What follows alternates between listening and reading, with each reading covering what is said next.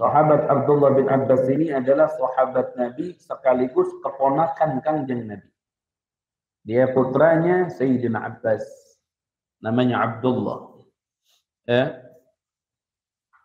Jadi Abdullah bin Abbas ini seorang sahabat yang ilmunya dalam, ilmunya tinggi. Sampai-sampai ketika turun firman Allah yang berbunyi idza jaa nasrullahi wal fath wa ra'aitan nasa yadkhuluna fi dinillahi afwaja fasabbih bihamdi rabbika wastaghfirhu innahu kana tawwaba.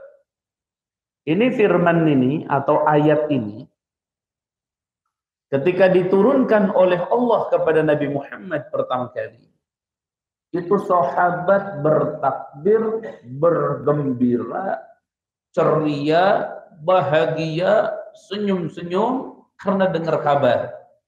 Kabar apa? Idza jaa nasrullahi wal fath. Ketika datang pertolongan Allah dan fath. Fatah di sini ada yang mengatakan Fatah di sini artinya Fatah Mekah, dibukanya atau dikuasainya kota Mekah oleh Islam.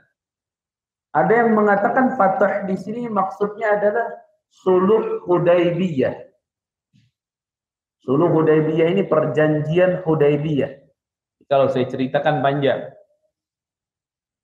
Kemudian Allah firmankan, wa ra'aitan nasa yadkhuluna fi dinillahi afwaja. Wa ra'aita, dan kamu akan melihat an-nasa kepada manusia. Yadkhuluna fi dinillahi, mereka akan masuk di dalam agama Allah afwaja, berbondong-bondong. Jadi ini kabar yang menggembirakan. Kalau bahasa gampangnya begini, Islam akan jaya, Islam akan menang, Islam akan dibanjiri para pengikut yang baru. Jadi ini kabar gembira apa enggak? Kabar gembira.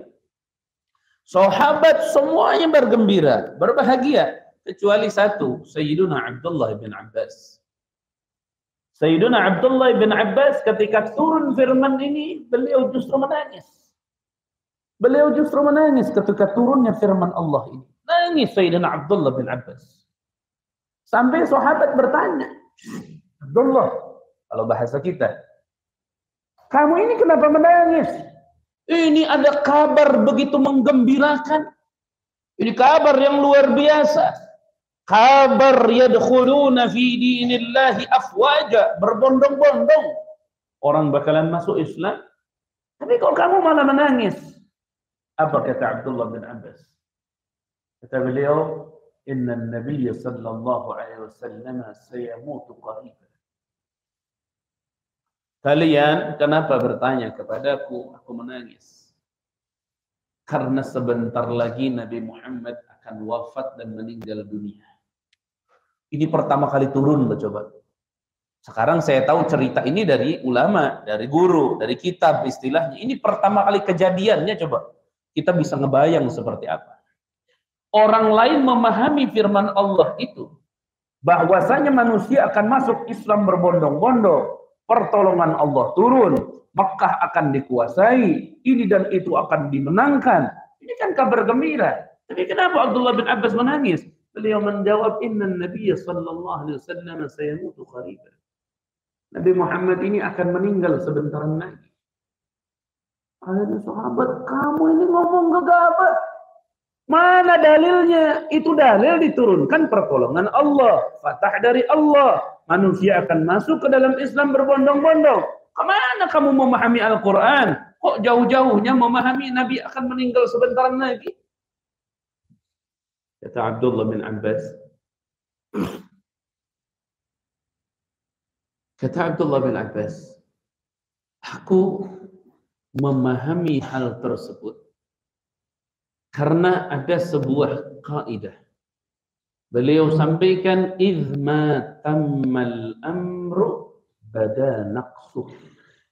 Dipegang bapak-bapak, bakal kita semua nih. Izma tammal amru bada naqsuh. Izma tamma, ketika sudah sempurna al-amru sebuah urusan, bada, maka akan nampak naqsuhu, kekurangannya. Artinya kalau Nabi tugasnya sudah selesai, artinya kalau orang Islam akhirnya banyak dan banyak orang masuk Islam, banyak orang memeluk Islam, Fatah Mekah terjadi, penguasaan ini itu terjadi, berarti tugas Nabi sudah hampir selesai. Nah, kalau tugas Nabi hampir selesai, berarti Nabi akan kembali kepada yang memberikan tugas. Itu hebatnya Abdullah bin Abbas, akhirnya diakui oleh semua sahabat. Akhirnya dari turun firman Allah itu 6 bulan Nabi Muhammad SAW wafat, meninggalkan dunia. Coba bayangkan hebatnya seorang yang bernama Abdullah bin Abbas. Jadi orang fahamnya kemana? Itu faham-faham dasar. Beliau memahami yang dasar dan memahami yang lebih daripada yang dasar itu. Ya karena makanya bapak-bapak, perkara kalau sudah tinggi, bapak-bapak sekarang punya cita-cita. Kalau sudah naik ke tinggi, ya tinggal turun ke bawah. Manusia dari kecil, dia lagi naik ke atas. Ketika sudah tua, maka tidak akan ke atas, kemana? Ya ke bawah. Orang sudah kaya, dia naik ke atas, terus pengen kaya, terus udah, ya tinggal turun. Karena Allah ciptakan naik sama turun, nggak ada ceritanya naik terus-terusan, nggak ada. Makanya ketika orang sukses, dia harus siap-siap untuk turun, karena akan ada masanya turun. Ya, walaupun arti dari kata turun itu bermacam-macam, tergantung nanti masalahnya. Tapi seorang yang diutus, ketika dia sudah sukses di dalam risalahnya, sudah sukses mengemban apa yang diperintahkan oleh sang pengutus, maka berarti sang utusan harus segera kembali kepada sang pengutus, yaitu Allah. Nah, kenapa bisa demikian para jamaah? Ternyata Abdullah bin Abbas ini ketika kecil, beliau dibawa ke Nabi Muhammad SAW. Sampai Nabi SAW mengatakan, Allahumma faqihhu fid din wa 'allimhu ta'wil. Kata Rasulullah dalam doanya, Allahumma faqihhu fid din. Ya Allah, cerdaskanlah olehmu kepada laki-laki ini, bayi ini nih, Abdullah bin Abbas maksudnya. Cerdaskan dia, wahai Allah. Faqihhu fid din wa 'allimhu ta'wil, dan ajarkan dia takwil. Makanya Abdullah bin Abbas dengan doanya Nabi Muhammad SAW menjadi sahabat yang hebat luar biasa.